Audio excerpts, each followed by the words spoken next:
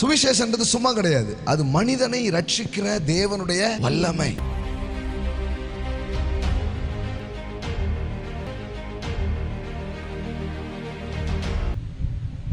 இவள் செய்த அநேக பாவங்கள் மன்னிக்கப்பட்டது, இவள் மிகவும் அன்பு கூர்ந்தாலே.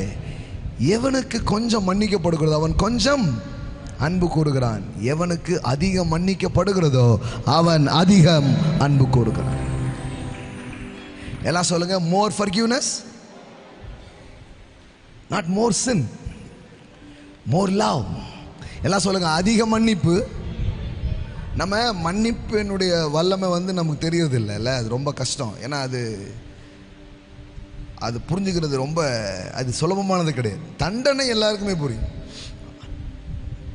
அடிக்கு அடி கண்ணுக்கு கண்ணும் அடித்தடி உதவுற மாதிரி எல்லாம், அதுக்கெல்லாம் நிறைய டைலாக்லாம் வச்சுருக்குறோம்.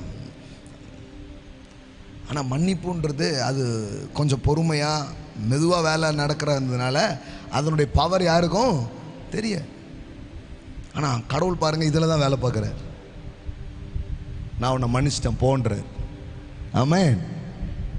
இவள் செய்த அநேக பாவங்கள் இவளுக்கு மன்னிக்கப்பட்டது, எவனுக்கு அதிகம் மன்னிக்கப்படுகிறதோ அவன் அதிகம் அன்பு கூறுகிறான். எல்லாம் சொல்லுங்க, அதிக மன்னிப்பு அதிக அன்புக்குள்ளே உங்களை நடத்தும். ஆமென். நீ மன்னிப்பை உணர உணர, இப்போ எடுத்த உடனே அவங்கள மன்னிச்சிருங்கன்னு பிரசங்கம் பண்ணிடுறாங்க பாருங்களேன். பிரசங்கம் கேட்குறவங்களுக்கு டென்ஷன் ஆயிடுது, நான் பிரசங்காரை மன்னிச்சிடறேன்னு போயிடுறாங்க.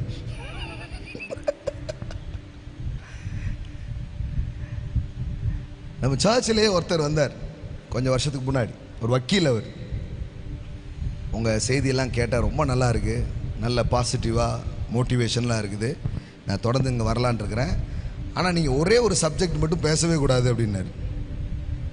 இப்படி சொல்லிட்டுலாம் ஜட்ஜி வந்திருக்காங்க.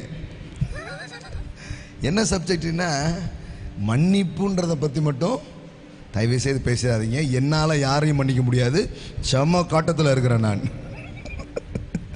அந்த வேர்டு அவருக்கு அவ்வளோ டென்ஷனை கிரியேட் பண்ணுற வார்த்தை, மோஸ்ட் அப்யூஸ்ட் வேர்டு மாதிரி ஆகிப்போச்சு. அவருக்கு உட்காந்துருந்தார். நான் சொன்னேன், சரி அவர் நம்ம ஒரு ஆத்மா தானே பார்க்கணும், சரி ஆமாம் சொல்ல இல்லைன்னு சொல்ல, நீ வாங்க அப்படின்னா. நான் உண்மையிலே சொல்கிறேன், ஒரு மாதம் இருக்கும் நான் உண்மையிலே மன்னிப்பை பற்றி பேசலை, மற்றவங்கள மன்னிக்கணும் அதெல்லாம் பற்றி பேசவே இல்லை, ஆண்டோடைய அன்பை பற்றி பேசிகிட்டே இருந்தேன். அதான் நம்ம எப்போது பேசுகிறோம். ஒரு மாதத்துக்குள்ளே தான் இருக்கும். அவர் வந்தார், பாஸ்டர் நீங்கள் லேஸ்பட்ட ஆள் இல்லை, எங்கள் மாமியார் வீட்டுக்கு நான் போகவே கூடாதுன்னு நினச்சேன், 2 வாரத்தில் என்ன போக வச்சிட்டீங்களே.